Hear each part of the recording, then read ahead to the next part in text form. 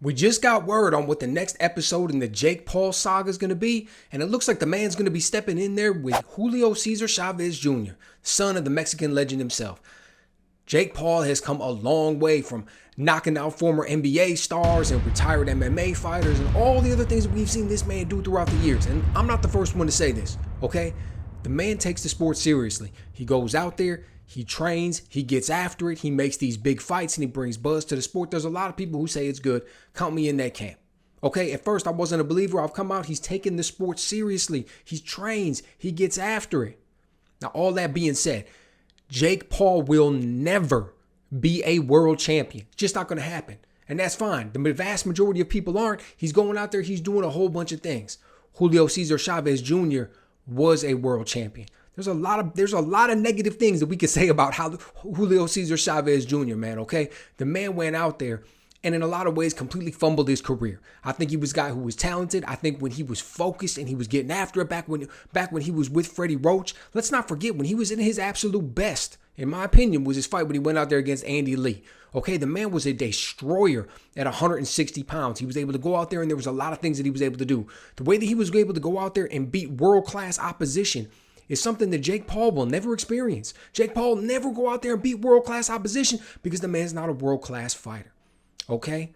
But think about where this fight's going to be, what weight this fight's going to be fought at. Last time we saw Julio Cesar Chavez Jr. step out there was against Uriah Hall, 199 pounds, looked horrible.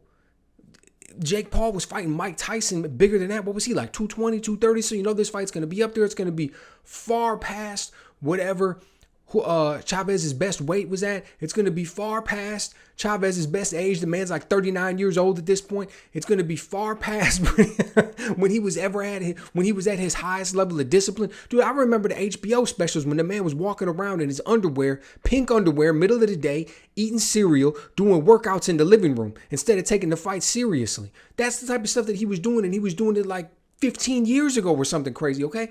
The man's not who he was. Jake Paul and his team pick specific fighters at specific times in their careers for very specific reasons. He's a marketer. He understands people. He knows how to get after it. He wants to make money.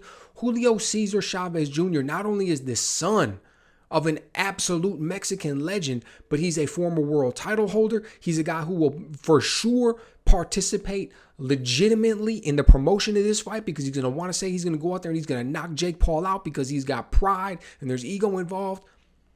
Look, let's not think that this is the same man who was going out there and getting after it against Andy Lee on his way up. Let's not think that that's the guy who's stepping in there, okay?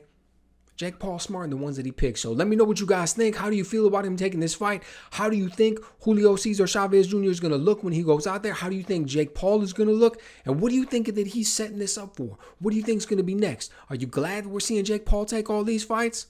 Let me know what you guys think.